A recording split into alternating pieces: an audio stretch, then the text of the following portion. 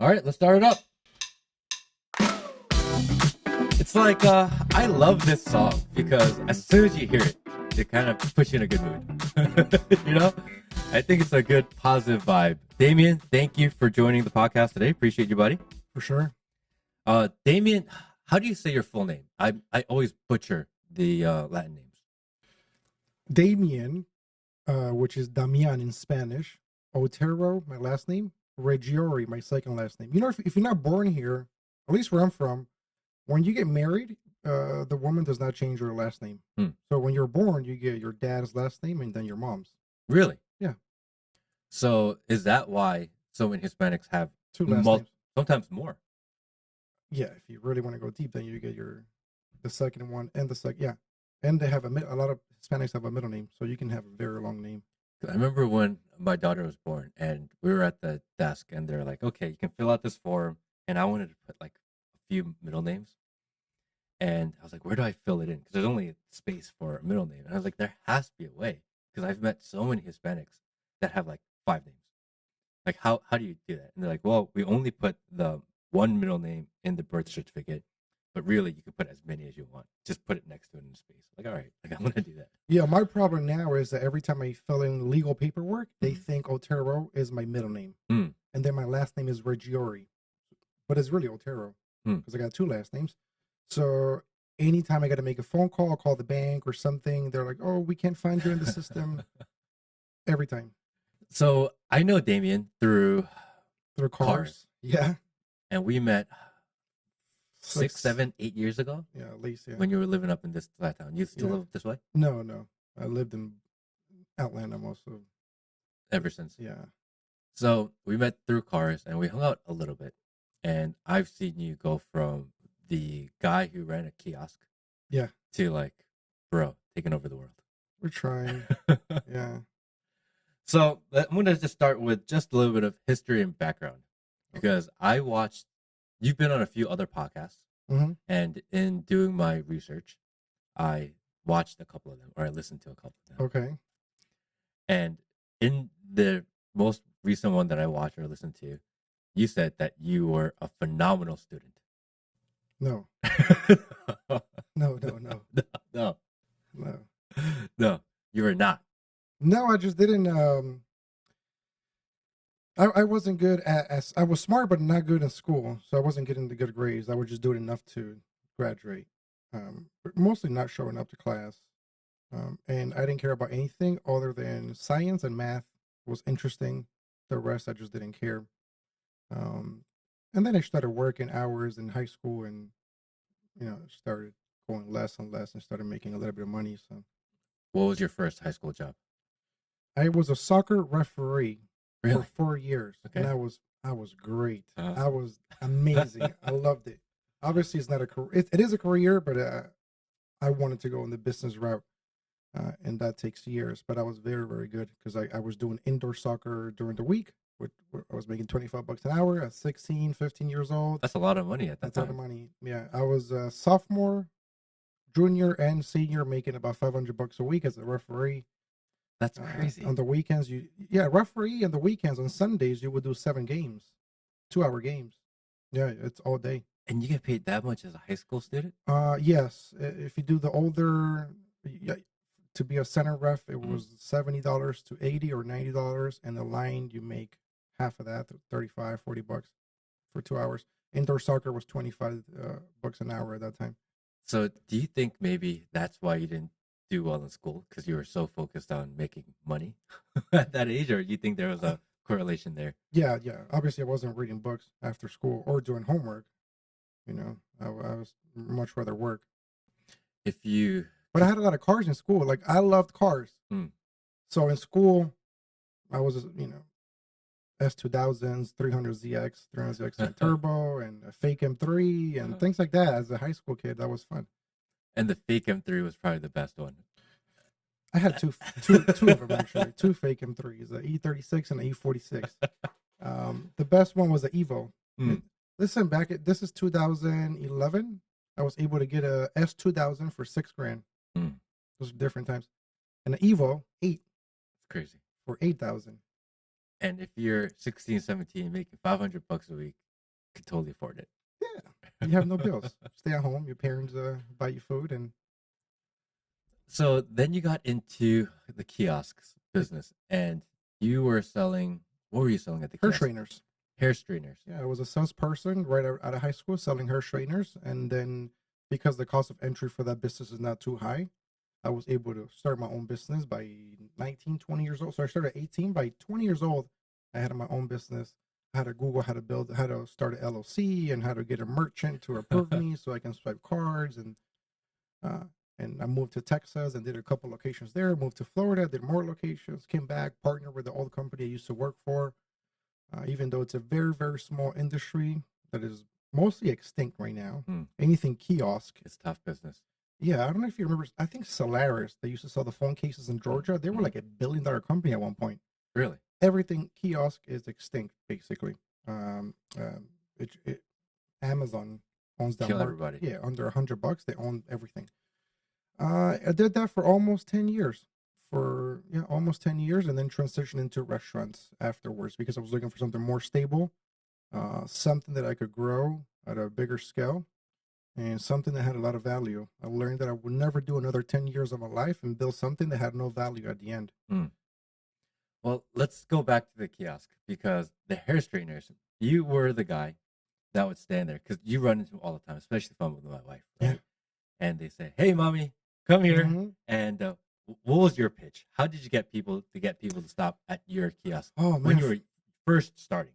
Yeah, you will approach them and give them a coupon. And then once they took the coupon, you would tell them, "Oh, let me fill in the coupon with my name. So when you come back, you get X% off or you get a free trial."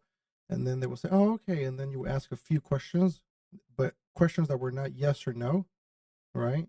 Questions that they will have to answer. Something that they couldn't say no, thank you. So you give them the card, the coupon, they take it, you make eye contact, you start filling out your name, you stop doing the eye contact so they cannot say no to your face.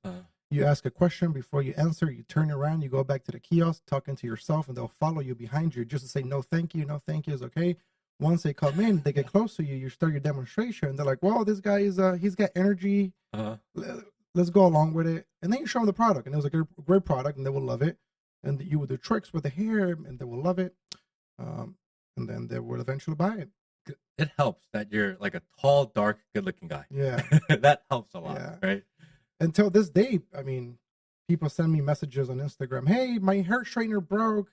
And I'm like, "Great, it still has a lifetime warranty, so go to one of the kiosks and exchange it." Yeah. And they can actually still go and exchange it. Yeah, it was a great business. We did all over the Southeast, but it was a company that never grew past 3 million a year. It was just a system that was broken and it couldn't be fixed at a large scale. It's a business that only works at a small scale. So some businesses are not meant to be a large business. What do you think the reason behind that is? Because you guys were in a lot of every mall. You started with one and eventually in pretty much every mall in Georgia. I think the cost of entry for the business is so low. To open up a different type of business can cost millions. To open up a kiosk costs less than 10 grand. Really? Of course. To do door-to-door sales, it costs even less. It's a business card and a shirt with your logo. So the lower the cost of entry there is for the business, the more talent you will lose, because your best guy is only going to be there for a while, and they're going to move on and replicate or do similar things because the cost of entry is low. So make a little bit of money, learn from you, go off and do it on their own. Right, and then they don't need you anymore. Yeah, and there's a competition for salaries and commissions all over.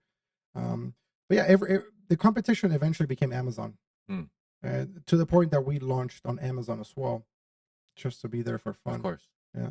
And how'd that go? Good. But Amazon, it's, without having the experience or knowledge of knowing, when you bring a product from China that takes 6 months to get here and you have to buy in bulk, then you're like, it's different when you have to buy to sell this week. So I buy $10,000 worth of product this week, I sell it for $60,000, $70,000, $80,000. Cool. When you have to buy $200,000-$300,000 worth of product to then sell over 6 months in containers is different. So your cash flow is not every day. Cash flow is the biggest problem then, because you have entire containers and stuff, and it could sit. Yes.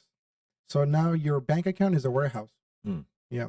So I love businesses that you can make money every day, and every morning there's a deposit. The first thing I do in the morning, I check all the bank accounts. That's like my dopamine in the morning to see all the deposits from last night.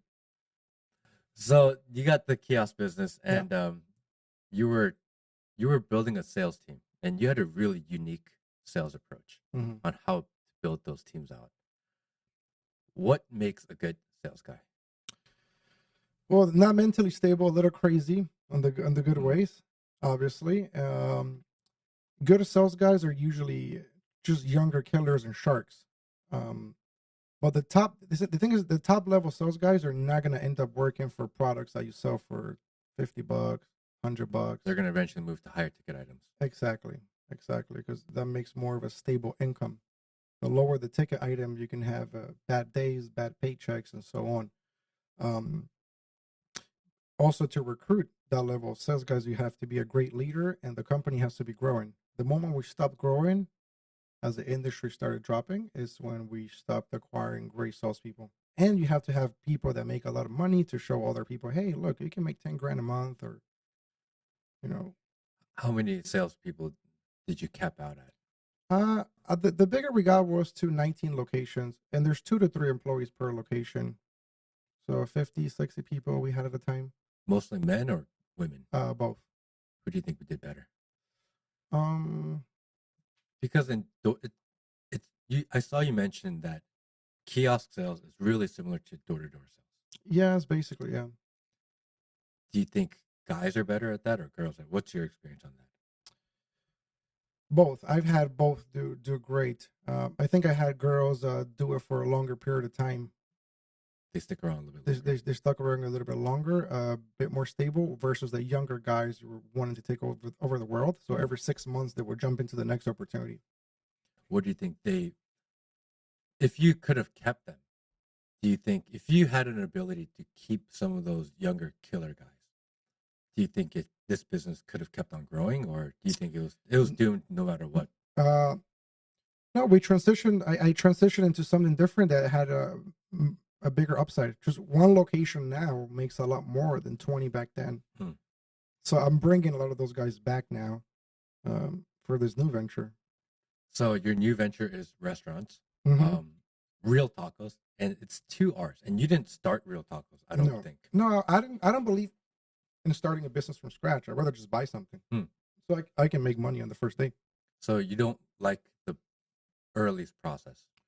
Yeah, it's too much risk, and then it takes so long to start, and then you have to recruit and build a whole team. Versus you can take over and have most of the team. Most of them will stay. Maybe half will stay. The other half will leave as soon as you take over. But you start making money tomorrow. What are you looking for in a business to acquire? So what I figured the whole in the industry and my skill was going to be marketing, obviously running a team and leadership and so on. Okay, but the marketing aspect. So I was looking for something that had zero marketing, terrible websites, terrible social media. Acquire them, make the product more trendy, a lot of social media, marketing budget, and increase from there. In our first location, we quadrupled Wow. sales. There are a lot of phenomenal restaurants that have shit marketing, Yes, and social media is horrible for them. yeah, It's not easy for a lot of these older, previous generation restaurant owners to adapt yeah, because it changes so fast. So so fast. is that kind of your target? The Yeah. older generation Oh that just yeah, wants to get out? yeah. My as I transitioned to restaurants because I already had one. Sabores del Plata, is the Argentine steakhouse, and I was learning the industry. I figured, okay, my next step would be to actually start buying restaurants that are doing okay, have Mhm. been there for over 5 years, and have terrible marketing. That way, I can double them. But Real Tacos was such a home run that we decided to just replicate it, and now we are four for that concept. And ideally, we want to do 30 of those, and then Really? see what's next. So what is different about that place that you think that can get to 30? Because 30 restaurants in one concept. It's an ambitious goal. Yeah, but a lot of people want to do 10 in different concepts. Hmm. And what is the point of having 10 different locations with a 2x multiple EBITDA when you can have 30 at a 10x? And it's easier to replicate once. If you're going from, let's say, 1 to 2, you're increasing by 100% your operation, right? If you're going from 2 to 3, but once you go from 10 to 11 to 12, I mean, the increase is just 10% or less. and stress in your operation, you already have management in place, you're replicating your best people, it's much easier to grow. I think the hardest part is from 1 to 10. After that, mostly quality control and Because we had a guy on the pod before, James, mhm. and he builds Korean restaurants, Korean fast casual, wing spots, things like this. He's built. I think he said he's built maybe 150 restaurants, and he typically buys them and sells them. So builds it. Well, he builds it or buys one that's kind of dying, revamps it, and then sells it. And Okay. that's kind of what he's done. And he had mentioned that he wished he would have not sold them and just started adding them on. Yeah. Because but it becomes a cash flow issue, right? If you want to buy another one, you need cash, you start selling them. And I asked him about the idea of franchising. Is that something that you would consider as well then? Is the No, franchise model in your future or no, we'd rather just stay corporate. and own them Just all? yeah, just own them all and promote from in within through partnerships. That way we can create a big portfolio of a bunch of managers that eventually become millionaires. Hmm. And that's a pretty enticing way to get people to join. And that Right? and Join me and you become a millionaire. well, that's the goal. I mean, we either all make it or we don't. Yeah. How many managers do you have now? Each one has one or Managers right now, so you have bar manager, then you got the GM, the general manager, and assistant manager, and the kitchen manager. So there's 4 to 5 managers per location. so you're building a real large organization. Yeah, as of right now, just for Real Tacos, we have about 200 team members, all combined in all the companies, probably over 250 people. Yeah, I That's mean a we're gonna be at 1,000 employees in 2 years, so it's starting to get big. how do you manage all those people? Because you went from managing kiosks. So what's that transition been like? Much easier. Really? Yeah, the kiosk is oh my god, Why? everything falls apart quicker, Hmm. and here you can higher level management positions, so they can run the business better. What do you look for in a good manager? So the way I love to do it is I present the opportunity. I'll let your work just free flow, create your own space in the company. And if I see you there every day on your day off, and I know you're supposed to go to work at noon, and you're at the office helping out at 9 in the morning, something for free. Like once I see the work input that you're not supposed to be doing, it's like wow, this person's different. And that's when we start creating more and more opportunity for those people, and we slowly increase their pay and offer partnerships as they grow. And that's difficult, right? Because there's this idea these days where the corporations, the big business, they don't care about us. So I'm just going to do exactly what I'm supposed to do. I'm going to do the bare minimum in order to get paid. And there's this lack of desire of people to do the extra mile, even though they're not getting paid. Yeah, maybe in a bigger company, that's what happens. But yeah, a lot of people will just trade their time for a paycheck Mhm. because they were given a job. And I like to say that I don't offer a job, I offer an opportunity. You're gonna get paid, but this is not a job. This is an opportunity. How do you foster that type of environment or the mentality or that drive in your people? Because again, most businesses, especially in the restaurant business, if it's my day off, I'm not coming in. Yeah. That's just kind of along the board. But you're saying you have guys that will come in regardless. Yes, of course. Like yes, every day people come How, in on a how, day how, off. do, how do you get people to do that? The opportunity is so big Hmm. that they understand that it requires a lot of extra work, and they're so driven because of the culture of the company that we're creating that they're willing to do that. And a lot of times we have people that are making 120 a year coming to work here for 65, 70. Hmm. So the key word that you said was culture, right? Yeah. To develop that kind of culture where they all believe in what is. Do you do regular meetings with them? How do you kind of get people to buy in to that culture? Because you have to teach that too, and you have to portray that or put that out there so that they believe it. Yeah. I believe, first of all, that there can't be any bullshit around it. It has to be true growth in the company for people to believe in it. If it's just talk and the numbers are the same, there's no growth. The good players are going to leave. That is number one. And then, yeah, just prove that it's happening. Every time we have a meeting, there's an update on what's coming next. What are we doing here? What are we doing there? What cities are we looking to take over? And so on. So everyone's getting ready for the next step. and they understand that the growth is coming. So you share kind of the big picture I share the with financials, everything. really. Oh yeah, I tell everybody that our numbers, how much this costs, how much that costs. Even if it's an employee, someone that came in as a server on their first day, every question gets answered. I love to be 100% open, like showing our P&Ls to whoever. I don't care. Doesn't that ever concern you that they're going to take that information, take that knowledge, and No, no. try to compete? I have a website with our recipes. I don't care. Open. It Yeah, is what it is. it's just about building it and building the culture. Then, Yeah, yeah. You can have every recipe and every financial information, but it's hard to replicate the whole thing. hmm. Yeah. So when you do your meetings, then do you do it at do you do like a weekly meeting, or do you do it at every single restaurant over and over again? So a lot of our managers have their own meetings with their team, and then for ourselves, we're right now doing meetings whenever is needed. So it's multiple times a week with different teams. Hmm. There's different things to attack. I mean, some people are more focused on the back of the house, some people are more focused on the front. But we are a young company learning everything, so we do as much as we can. And you don't have any experience in restaurants prior to just buying a restaurant. No, the first time I ever saw the inside of a restaurant was when I bought the steakhouse when I was a little kid. Really? Yeah, but the first paycheck I ever get as a dividend payment for my company to myself was 100 grand, Mhm. and I went and I bought the restaurant that I love, that I grew up going to as a kid, without knowing anything. How'd you know to buy that restaurant? Because if you didn't make that one decision, not knowing anything about this business, if you didn't make that kind of leap of faith, you wouldn't be where you are today, which is extremely successful. Yeah. So that was one of the good things I've done. We can go over the 10, 20 other projects that failed. That one succeeded. I knew the owner. He's Uruguayan. I'm Uruguayan.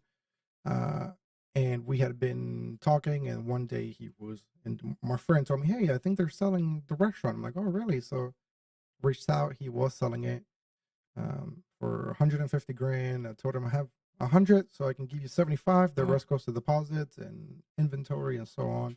That was the deal. He agreed. He moved out of the country, and I took over and started working there with my mom hmm. as a GM running the operation. And I kept doing my Hirsch trainer kiosk for many years until eventually I came back to help and learn more about the industry. So you said you had 20 some odd failed businesses. Yes. Let's go into those. When I was doing the whole kiosk operation, obviously a lot of kiosks would fail. So I did many different cities that totally failed. I did concepts that lasted very little time. So it wasn't just hair trainers. We also had massagers, electronic massagers. Mhm. Then we had a cosmetic store. Then I tried to do a kiosk that was like a soap lush type of kiosk, Mhm. and that totally flopped. How Uh, bad? When you say this fails, how much are you losing on well, one of you these kind of kiosk well you ventures? sign a contract for a whole year. So let's say you do a contract for a year. The rent at a kiosk at the time was $40,000 to $50,000 a year. Some were more, some were less. Some were 60,000 a Mm. year. So you're looking at $4 or $5,000 in rent per month. So you have to pay for the whole year as it flops. Locations that totally flop, and because we're bigger, if I want to shut down a location, I still got to pay for the whole year. Yeah, you can't just close up and disappear. Yeah, so every flop was like 40, 50 to 100 grand. So that was 4 or 5 at least of them just uh, with the kiosk. Then other cities that totally flopped as well. Some contracts you can get out of. Most of the time, you don't when you're a bigger company because you have contracts in other malls with them. Mhm. Um, a kiosk management company as well that sort of didn't make it, where I was managing paperwork for kiosk operators. Um, the store did not play out as well that I took over. I don't know, a lot of them. I tried to create my own shampoo and conditioner brand, so I bought a lot of units from China. Then I ran out of money. I couldn't pay for the shampoo to ship it over here, so I was like, you know what? Keep it. I'll yeah, keep it. We'll flop this one early. Yeah, the more I think, yeah, a lot of them. So also we did a one with Macy's. I had 2 kiosks inside of Macy's, one in Lenox Mall, one in Florida. That also wasn't very good, so I flopped as well. So a lot of them. But my first let's go all in type of deal was the steakhouse, and that worked. And whenever things weren't going good in retail, that's what paid my bills. What do you think was the difference between maybe your failed ventures and your successful ones? What do you think that differentiator is? I think also I did a lot of real estate. Mm, There's 7 flips in 2015. okay. Uh, and that did okay, but I didn't love it as much as I thought I would. So some broke even, some lost money, some made money. So I think what made me fail or succeed was the amount of attention given to one project. So I realized, okay, the big lesson here is, well, if you're going to build something, do something that in the next decade is going to have hundreds of millions of dollars in value. So Mm. once you get to the finish line, what do you want to do? You have option A, keep it and make a lot of money. Option B, walk away with hundreds of millions. That was the main lesson that I learned. And the second thing is saying no to mostly everything. It's how I'm going to get there. So whatever opportunity comes my way, I say no to everything and just focus on one main thing. I have like $1 million idea every day. I'm like, that is cool, but no. So I'm trying to only focus on $100+ million idea. Um, yeah. So hyper focusing on one thing was the most important thing, and then big picture at the end, big exit if we want to, and the vehicle. I think the vehicle is very important. Are you in the right vehicle or the wrong vehicle? You can Mm. be very smart, be a great leader, and working in a bad industry that's shrinking, and it's not going to be good. Or you can be an average leader in an industry that's booming, and you're going to do better than the great entrepreneur in the other industry. Do you think a lot of the lack of focus early on, it was at a maturity, lack of experience? Um, I think lack of experience. I think when you have decent skills to build stuff, and you're like, wow, this is pretty cool. Everything seems attractive, so you want to do everything. I also did concerts. I did a couple of concerts what with a have you couple of not friends. done? Well, that was a younger me. Everything was yes. I'm like, hey, you want to do a concert? I'll do a concert. Hey, you want to flip houses? I'll flip houses. Um, Whatever came my way, I was excited because I thought I could do it all. But it's a lot. Listen, it's you do one thing very very well, you blow through 10 million like nothing, and Yeah. then you try to do 10 things to get to 1 million. It's very very hard. And that's, I guess that's a lot for young people watching, maybe future entrepreneurs, whatever else, is that there's so much opportunity these days. There's a million different ways to make money, Yes. so many different things you can do. And, everyone's like, I got a good idea. I got a good idea. This could work. This could work. And you start spreading yourself so thin that you lose focus and you never do anything amazing. Yeah, you're below average at everything Hmm. instead of being just great at one thing. I think you got to choose the right vehicle. This is the one. This is the one that is so fun that I can work 100+ hours and don't feel like I'm working. It just feels like I'm living because I wake up and the first thing I want to do is go to work. Okay, you choose that one and you go 100% into just one thing. So how did you know that the restaurant business, because that's a really tough, super uber competitive space. How did you know that the restaurant business would be that thing for you? Well, first of all, it is competitive, but you also got to eat 3 times a day, Mm, so that also makes it okay, not too bad. I realized through checking the reports on my first small steakhouse that was not doing a lot of revenue, but it was stable. Now, my retail business was up and down, up and down. mm. So some weeks we would do 40 grand, some weeks we would do 100 grand, other weeks 20,000. So it's so unstable. And then the steakhouse was so stable. I figured, well, I can do this forever if it's stable because if something is stable and then I can make it grow, it means that my focus is not on making money tomorrow. My focus can be 5 years from now. So the moment I remove 100% of my focus on like making the schedule to make money tomorrow, and I forgot about it, and I know we're gonna do better tomorrow and day after. Now I can start focusing on a 5 year journey. Eventually, I want to get to the point where I can work on a 10 year plan. Not there yet, but um, that was the main thing. And I figured, okay, this is very stable, so I can replicate a bunch of these with the skills I already have from my past retail company. I can move it into this company. I have a lot of experience in rapid growth, so let's put it into something more stable. What do you think is the biggest thing that translates that you've taken from your previous businesses and your previous failures into this business? What's the number one thing that you think provides the most value to you, to yourself? Probably the work ethic and building teams quickly Hmm. and moving the right players around.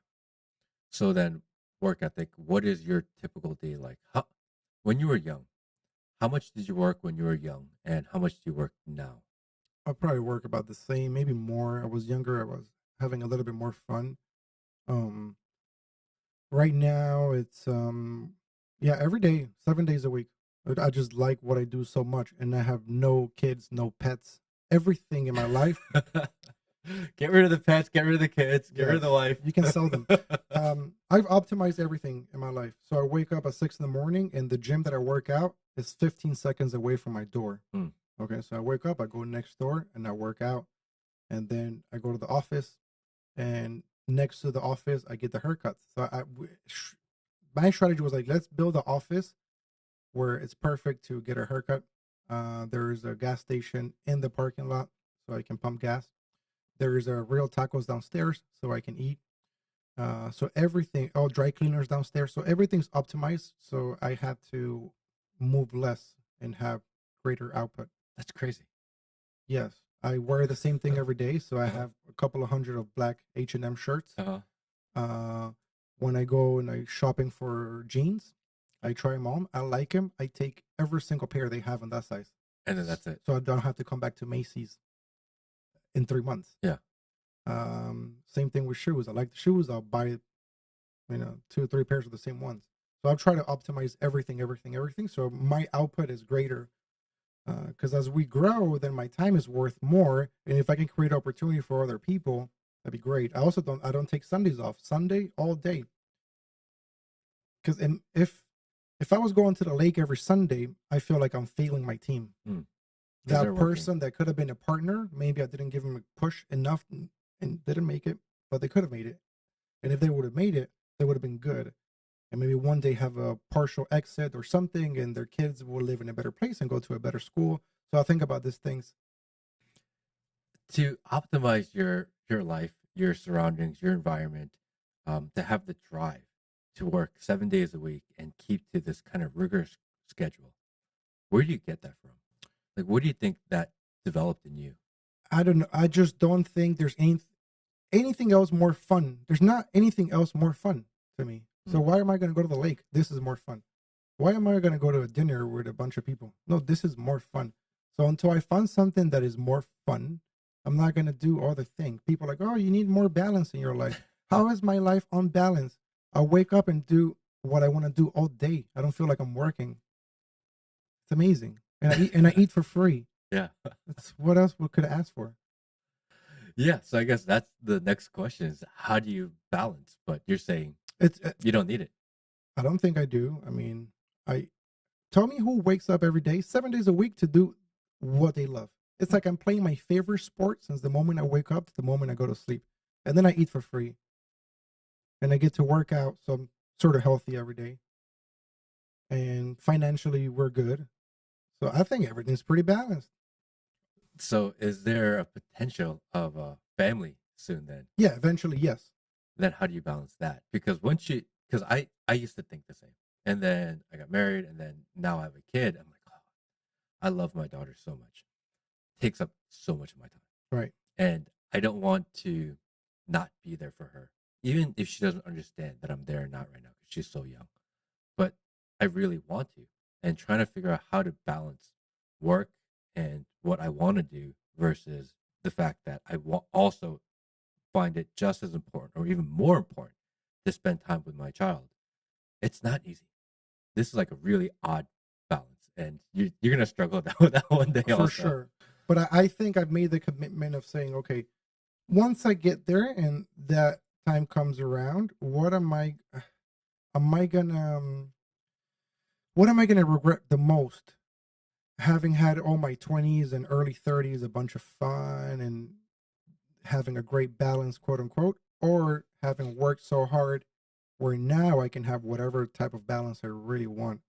So once I get there, I think I'm gonna be like, okay, well, financially everything is good. We have built a large enough team where now things are working and there's more time. And the only thing I had to do was sacrifice 7 days a week in my 20s and early 30s, but maybe not. Maybe this is a drug, I and I mean, it's I addictive. most likely, yeah. So what what are your parents like? Because you have this unique drive that most men don't naturally have, and you seem to just naturally have it. 'Cause that's just how I've always seen you since we first met. Yeah. That you're such a driven person. What are they like, and how have they kind of contributed Yeah. to My what mom you is the are? same. My dad he worked at a factory growing up for 14 years in Uruguay until '02. That's when economy wasn't good down there. And my mom worked at a mall as a manager of a store, and she would work long hours. And until this day, she works 60, 70, 80 hours. Really? And yeah, that's her drug as well. So you get it from your mom. I get it from my mom. Yeah. Yeah. There's something about, like immigrants that come here and just seem to work harder. Well, yeah. Also, you got to think about the immigrants that are going to come here and lay back. They stayed. Yeah. They didn't come here. They didn't So want to make the journey. no. So when you say okay, immigrants come and work hard, yeah, that's you get the top 1% of the immigrants, the crazy ones that want to come and have the American dream. The ones that don't just stay back. Willing to leave it all behind for a chance and opportunity. Yes. We talk about this sometimes with the guys in my office. Most of the people in my office are their families are from Korea. I was like, think about to the 50s and 60s when your parents were living in Korea, and it was rural, it was poor, and they had to be like, fuck it, I'm out of here. I'm gonna go do something, and I'm gonna go to a country I don't know anybody. We're just gonna figure it out. And those are the type of people that come, and it rubs up off. It rubs off on you. Yeah. Like that's what you see, and that's what you kind of grew up with. It also happened in South America, Uruguay, Argentina, in the late 1800s, very early 1900s. Mhm. Spanish and Italians were coming Mm. because it was bad over there, and they will go to South America and find a new life. How often do you go back? Last time I went back was in 19. So 2019, before transitioning from industries, Mm. um, I said, well, I need a little break. That was the only time I had a break in my life. So I took 2 months off and just traveled all over South America, just country hopping. Mm. And I went to Uruguay. I went to Colombia, stayed there for a whole month by myself. I went to Brazil, went to Argentina, went to Peru, just by myself, just country hopping. Really? Yeah, just I needed some time to just be me in my own mind and not even talk to people. There are a lot of people that would be scared to travel alone. I did like about a year of martial arts, I, Mm. so I felt confident. But yeah, I don't think it's even the danger. It's just the idea of being alone.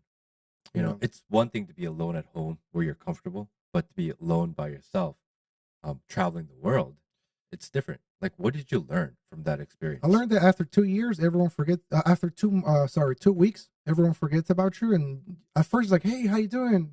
You're safe. And after 2 weeks, you stop getting phone calls and messages or anything. And that's pretty cool because you're there by yourself. Sometimes I would go days without talking to people. It was just me walking, going to the supermarket, going back, going for a hike. Um, I loved it. I think it was a great way to have some space and see what was coming next. And then as soon as I came back, COVID happened. So now I had another break. Mm. That was fun. COVID could not have been good for your businesses. Well, no, but yeah, we had to close down for about 6 weeks. But then I was going to take over either way. Like I was ready to go. Hmm. And a lot of owners were scared. So I was able to buy Opportunity. the opportunity. I was able to take over some locations because of that. What do you think was the biggest thing you learned during your kind of what do you call it, during your little tour or your exodus or your Well, I learned that it's incredible that you can create whatever life you want. You can live somewhere where it's warm every year. Like you can move now to somewhere where it's literally 75 degrees every single day and it rains uh, twice a month and be happy. Wow. I also learned that people in more tropical places seem to be happier. mm, Um, why do people live somewhere where it's cold? I don't get. So yeah, I learned a couple of things, man. Like the fact that you can create a life wherever you want. Because it seemed like okay, every place I went to, I'm like I can move here and build something amazing. well, then with that being said, then why come back and do it in Atlanta? Well, the thing is, whatever I do for the rest of my life, Atlanta's always gonna be home. Mm. It is what it is. I like Miami. I like all South Florida, but Atlanta, it's home, and I want to create a big piggy bank over here that can sustain whatever growth we want to do in Florida. It's interesting because every time someone comes in here and they go to restaurants, like damn, like Miami's a spot right now, right? Miami is growing so fast. Um, I tried it twice. I had locations in Florida when in 2013, hmm, and I moved back here, and then I had it again in 16. And that's right. You were doing the Jets center, yeah, and just you're going. smarter. That's smart, and you're going back and forth. Dude, I Oh, was I remember living that. life.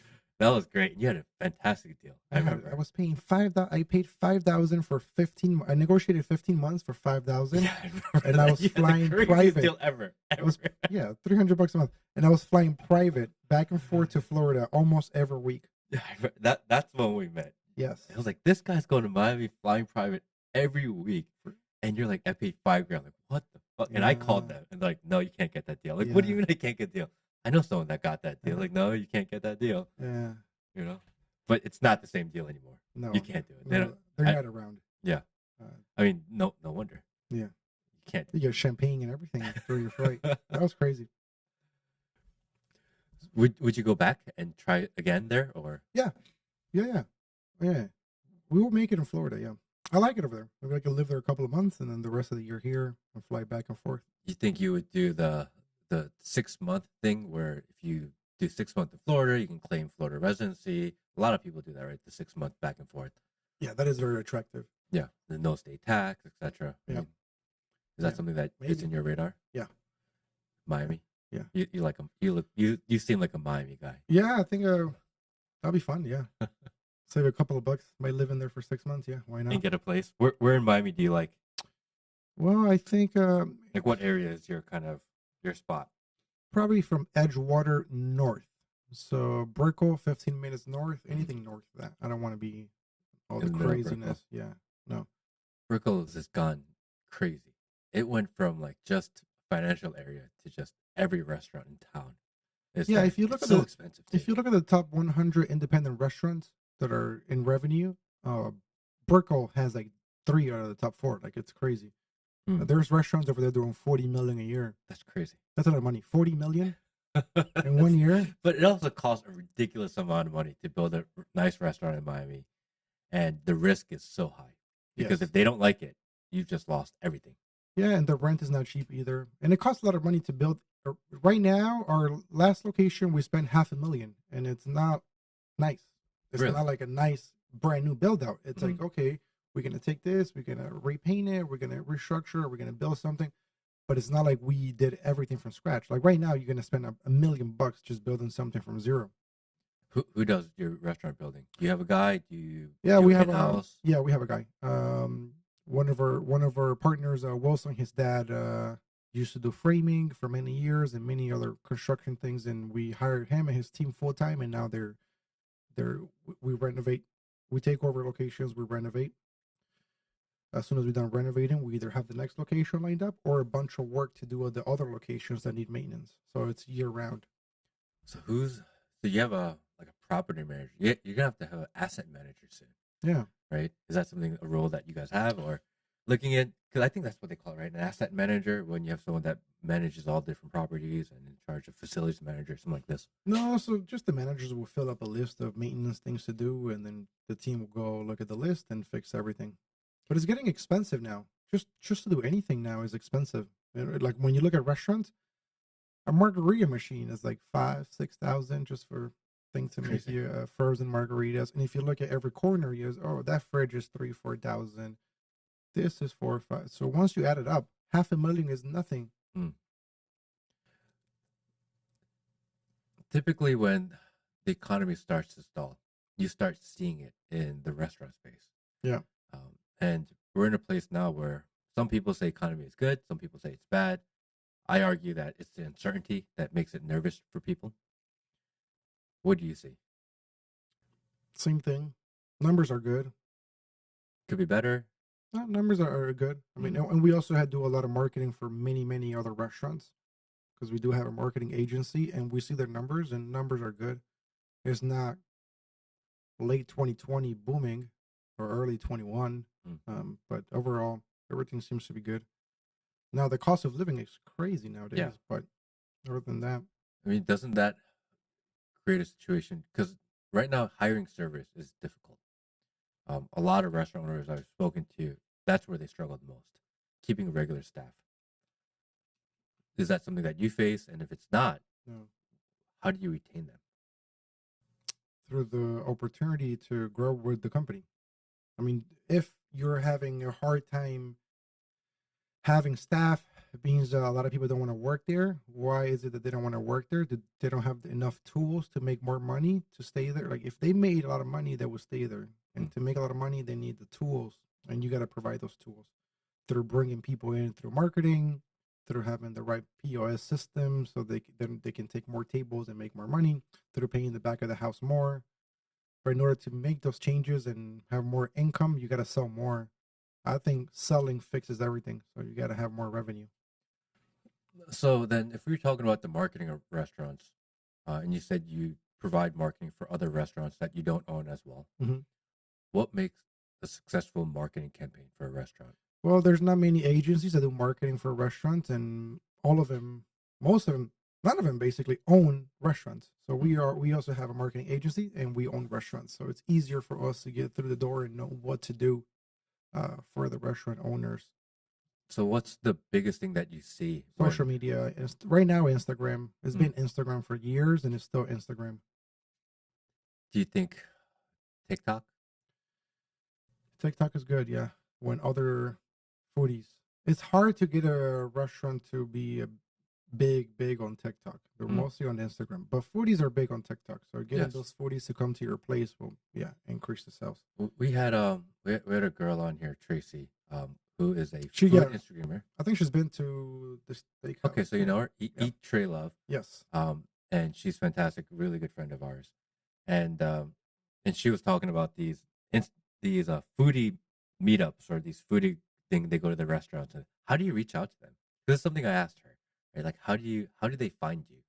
If you're a restaurant owner and you want to get in touch with foodies to come in and help promote and cross promote, like how do you even get them? So you find foodies on Instagram, and then it will show you similar profiles, right? Mm, So literally, all you do is you follow every foodie that you can find in your area, and you get it, and you DM him, and copy and paste. Hey, I love what you do. Would you like to come in? We'll provide the food and the service, so they eat for free, and they can take a couple of pictures and post them. And if you send it to like 100 foodies in the city, a lot of them will show up. Once they start getting bigger, 8,000, 10,000, 15,000 followers, they'll start charging you to show up. Um, how much does that average cost to have one of the maybe more reliable or We well just did a known ones? video for $1,000 to foodies that have 137 or 167,000 followers. Mm, $1,000 for one post. Some of the smaller ones were charged $200-300. A lot of the smaller ones, they just want to eat for free and feel special and be mm. invited. And it's a great trade.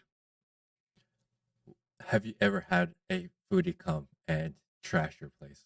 No, No? no, Like, this food sucks. I don't like it. no, What would no. you do if you invited somebody? I don't think they will show up to a place that's bad. They will find you on Google, and if you have 3.7 stars, first of all, you're out of business. I don't think they're going to show up. They know what they're doing. They're not going to come to a place that's bad and trash you.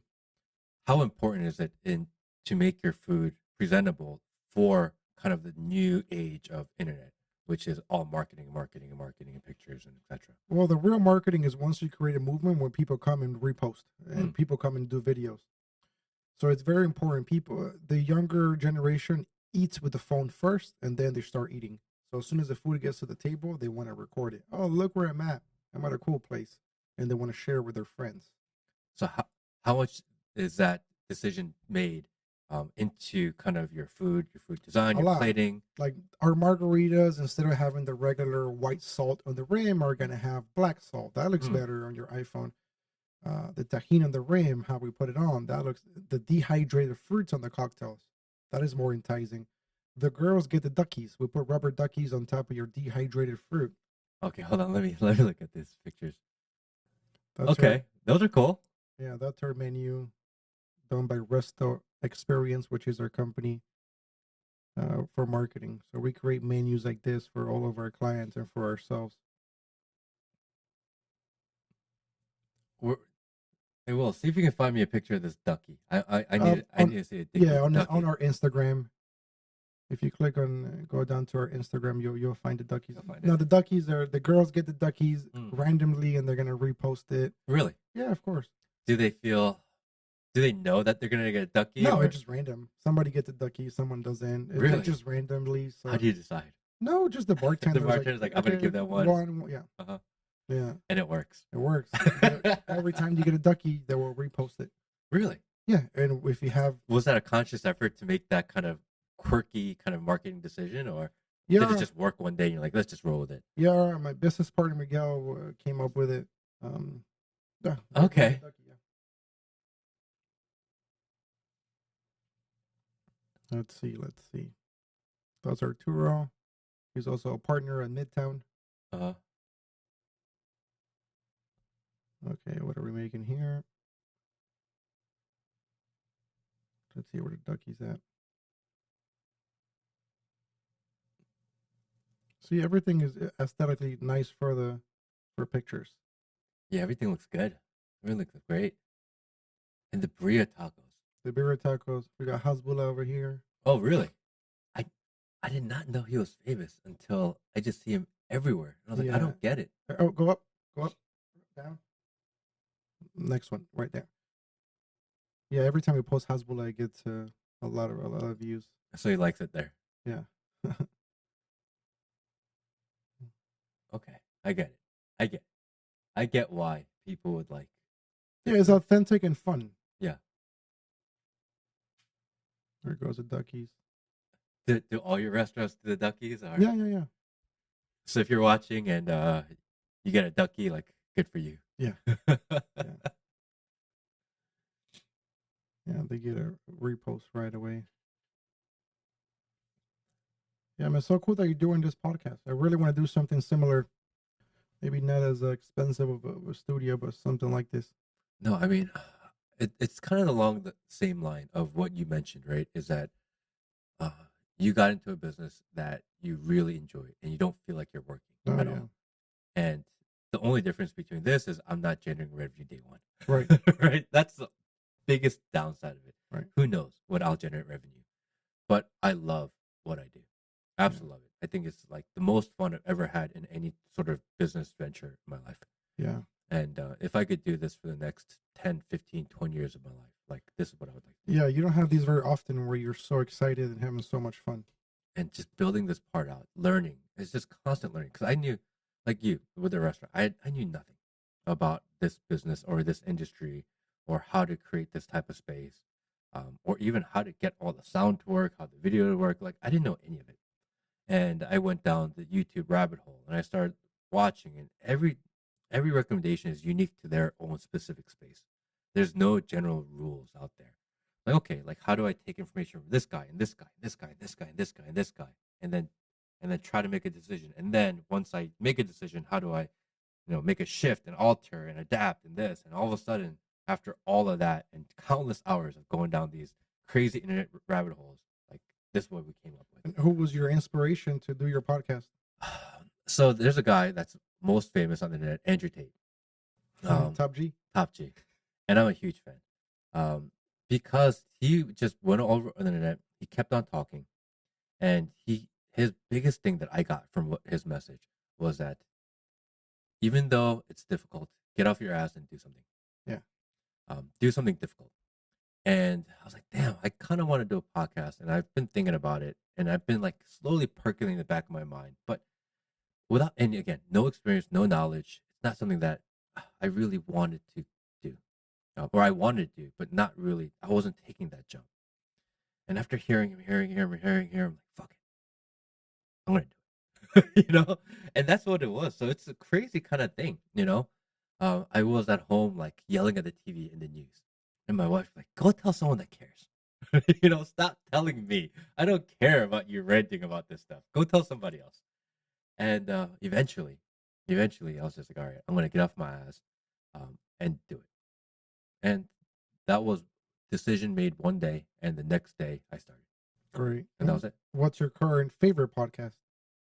To watch and Yeah. listen to, I like Joe Rogan. I'm a big Joe Rogan guy. I like the fact that he has conversations with people with no agenda, and that he talks to people that he wants to talk to, Yeah. and that's really my goal. I want to talk to people I want to talk to. Yeah. I have conversations with people, and I want to learn something from you. Like today, I learned so much from you, and I want to talk to people that I learn from. And if I learn from you, I feel like there's other people out there that can learn too. Yeah. And that's it. I don't want to, like, because I get hit up now. I'm like, hey, like, can I come on there? Or like, hey, like, I have a business. Like, I come talk. I'm like, like, I don't see the value to me personally. And if I don't see the value, there's other places you can go. You know, so uh, you know, apologize, but I'm gonna decline. Yeah. Because I want to talk to you. I want to talk to you, and I think that's why I really respect what he does. Because he talks about everything Mhm. and whatever he wants, Yeah. right? And Yeah. there's no niche with what he does. Because I'll listen to some podcasts that are like political related or finance related, or social issue related, or maybe sports related or whatever else. There's every niche out there, but there's not a lot of guys that have made it by doing what they want to do, Yeah. being able to separate themselves from the matrix, being able to separate themselves from a specific niche, and do it the way they want to do it. And that's what I want to do. Yeah. I remember the good days when Joe used to go live. Yeah. And it would say live on YouTube. Yeah. Yeah. No, he doesn't care at all. At He'll all. talk about whatever he wants, do whatever he wants. I saw a clip of him eating mad honey on thing, which they start tripping. Like he'll do anything. And not saying you should do that. But I like the fact that he's unapologetically him. Yeah. And that's what I want to do. Who's your favorite guest on his show?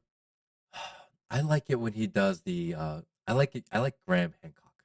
Yes. Yes. I love going down these crazy historical rabbit holes.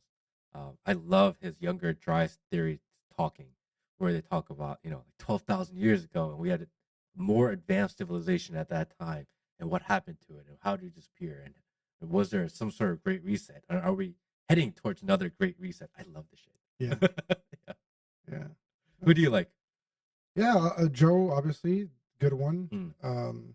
Ever since the early episodes, I probably got into like episode 500 ish.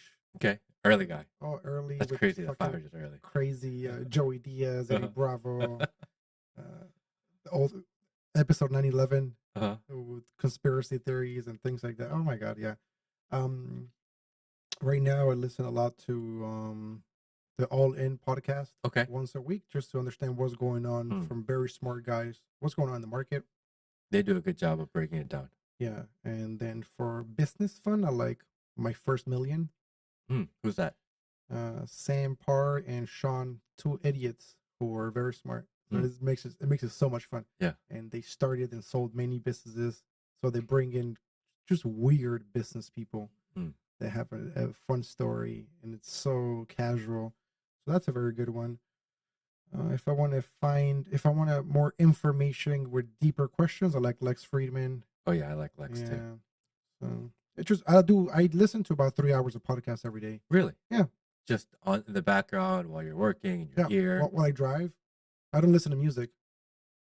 And that's crazy, isn't it? That people are not listening to music as much anymore, and people are starting to consume ideas more. Yeah, I think information is the most fun for me. Mm. So if I'm learning something, I'm having fun. If I'm being entertained, not as much. So I'd rather have information come in my brain. Rarely do I get someone to come here and I ask who their favorite podcasts are. And I get Joe Rogan a lot, but rarely do I find a lot of Lex Friedman fans. Oh, yeah, he's great. I love Lex. Yeah. Since first time he was on Joe. Yeah, that's how I found it too. He was on there. I was like, this guy's interesting. And he's so dry. Yeah. But yet I get it now. Yeah. And it took a while. Yeah. So there's a few more that I listen to. I can probably go back and find a lot of different podcasts that I listen to for sure. Is that why you want to do your own also? I think it's a great way to connect with people. And maybe I could help people one day once I get there. And like, hey, okay, how did you get to 100 million a year? Being just a Latino kid that came here at 10 years old, and I'm sure there's a generation demographic that will be attracted to the story and what I'm learning. And I don't give a shit. I share everything, all my financials, all my fuck ups.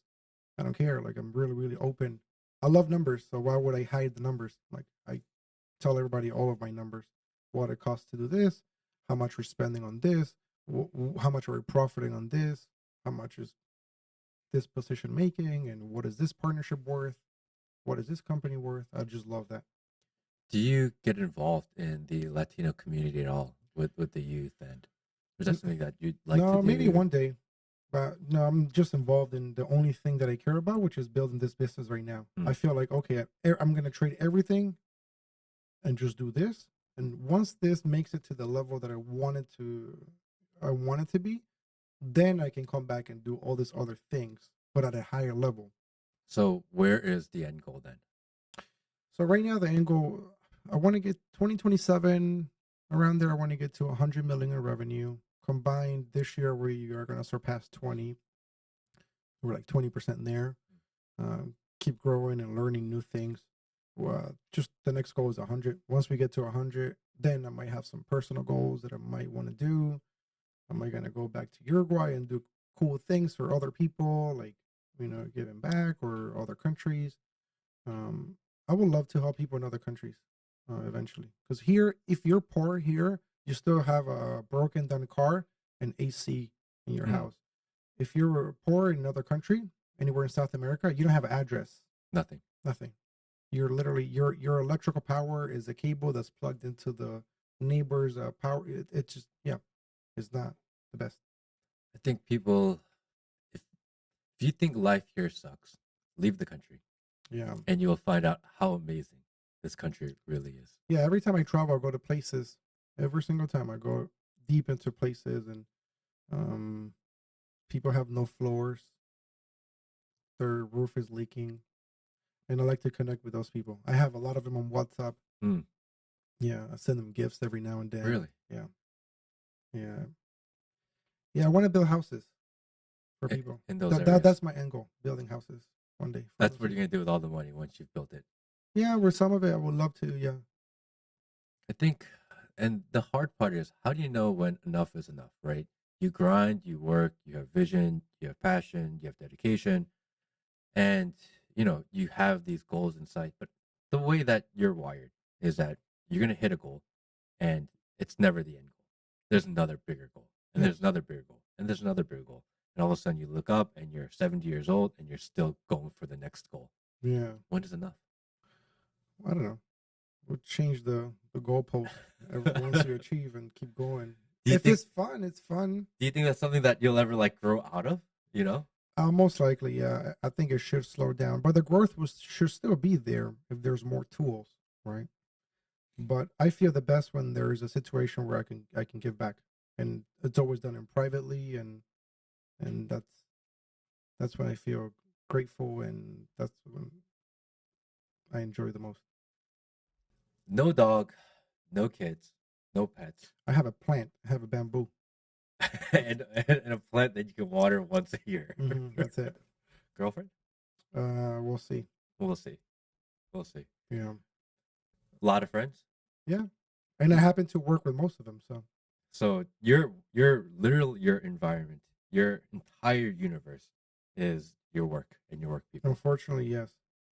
But fortunately, I enjoy it. Mm. Other people might look at it and say, "That is insane." You wake up at 6 and you go, and then you come back at midnight, and the 7 days a week.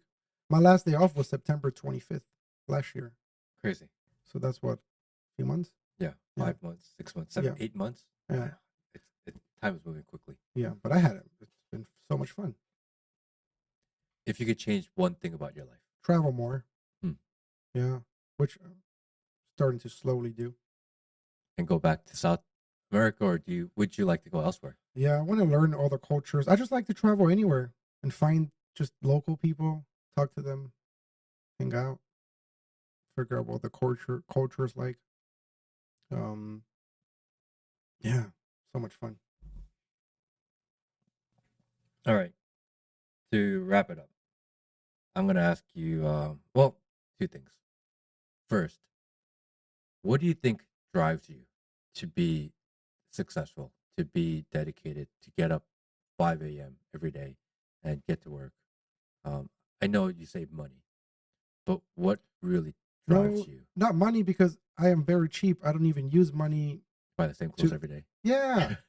I own nothing expensive. I have this shoes over here.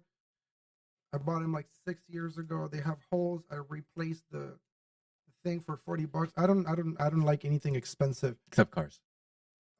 Yeah, slightly. But I don't like anything expensive. So not even money. I do love numbers, so I'm driven by numbers. So that's one thing.